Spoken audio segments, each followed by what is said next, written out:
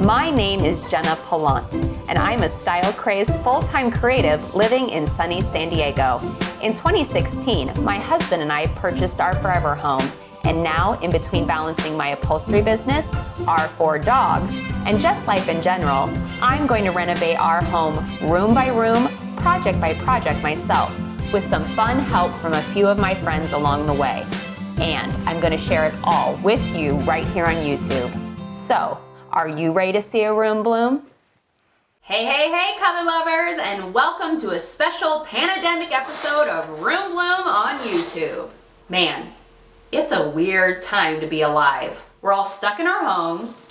People are hoarding toilet paper. Thousands are sadly dying from this virus. It's just heartbreaking. But instead of turning into a doomsday prepper, I have decided to look for creative opportunities to keep myself busy. So imagine my delight when I stumbled upon the hashtag $0 update. But before I go jumping into that, can you do me a quick favor and hit that subscribe button on my YouTube channel? It's one of the few ways for you to support my small business right now. So thank you so much for doing that.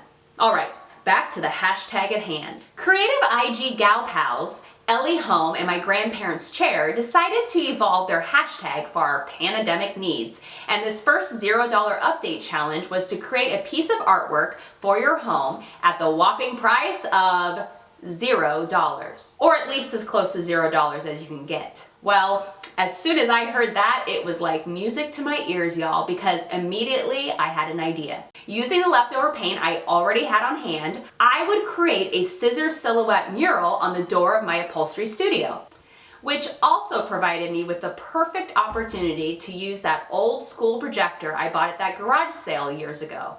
Mr. Pallant has tried to throw that ancient artifact away so many times. But thankfully, he hasn't been successful in that endeavor yet because it was absolutely the perfect tool for the project. So, with that old school projector in mind, I hit up Google for the perfect scissor silhouette, printed it out on cardstock, and got to cutting. Next, by placing the cutout scissor silhouette on the projector, I was able to project the silhouette onto the door and trace the scissors onto it. Once the scissors were completely traced, I taped around the entire silhouette using green frog tape, starting with the straighter angles first and then tackling the more difficult ones. Then using a sponge brush, I covered the entire scissor silhouette with Crud Cutter's Gloss Off, this amazing product that preps varnished wood for painting. And then after the declosser was completely dried, I primed the scissor silhouette with the exact same oil-based primer as I used on all of our painted doors, creating a much smoother surface than the wood's original grain. Peeling off all the green frog tape before it dried the next day.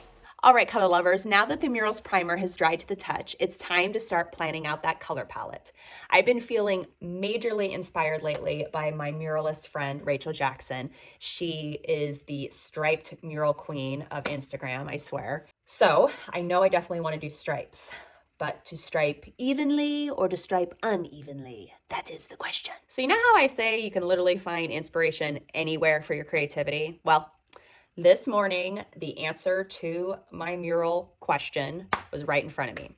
I'm brushing my teeth in our bathroom, look down, and see this pair of tweezers. They're by Isaac Mizrahi for Target, and yeah, the answer was right there in front of me on the bathroom counter. The stripes are even, but they are at all different widths.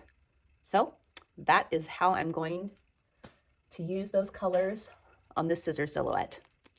Not this color palette, obviously, but you know, it'll work. To get started on your stripes, you're gonna need a level pencil. Just pick any place you want to start. Make sure the level is level. Okay. Now you're gonna tear off a piece of tape, just the width of where you're taping off.